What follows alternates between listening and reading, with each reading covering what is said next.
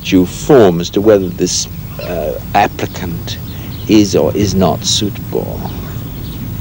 Well, St. Benedict asks the big question in his rule, is an applicant really seeking God? If a person is just trying to get away from the problems of the world, get a quiet life, that's no good.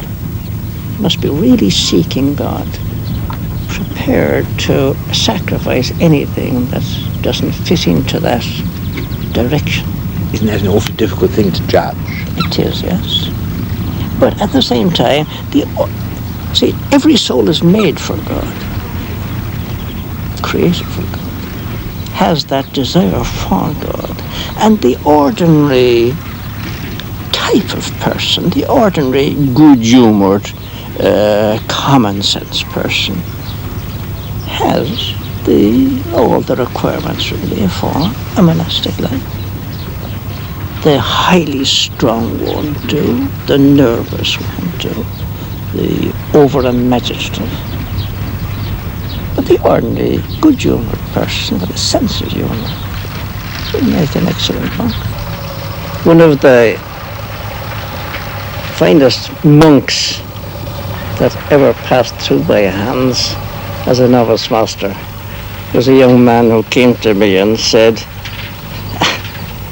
I'm good for nothing, but I want to give myself to God. I was looking at that boundary there of your enclosure.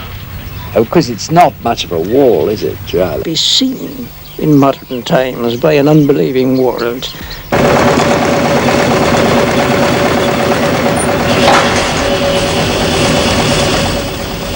The new abbey is nearly finished. It's on any showing an heroic effort, the culmination of 20 years of effort and work by the monks. The design by Peter Whiston is based on Cito, where St. Bernard's great ministry began. How proud he would have been to know that after 1,000 years, yet another abbey would be built and occupied in a distant land.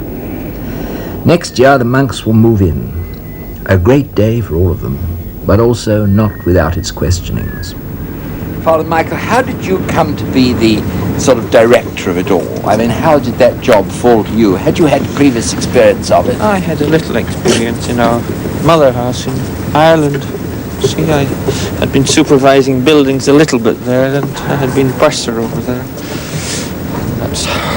I picked up a little. And then, of course, Mr. Tier is really the foreman. I will be sort of doing the clerical work today. And what about things like drainage and all that sort of thing? Well, I think we picked these. I picked up a little. And then, of course, Mr. Tier is really the foreman. I will be sort of doing the clerical work today. And what about things like drainage and all that sort of thing? Well, I think we picked these up. He has, of course, knowledge of drainage too, but Father Otter has picked a lot of that up, you know.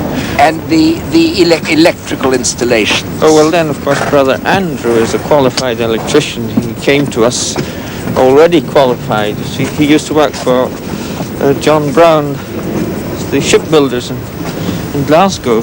He actually worked on one of the Queens. Oh, really? Yes. Before he became a monk? Oh, yes, before he became a monk, yes. Yeah. He was our first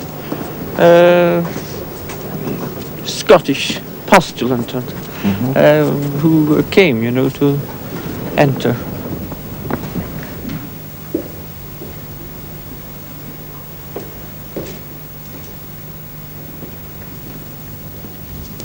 Hello, Brother Andrew. It's a complicated business. Oh yes, well, I've got a union card.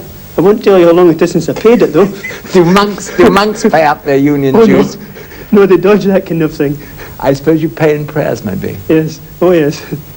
What a strange change for you.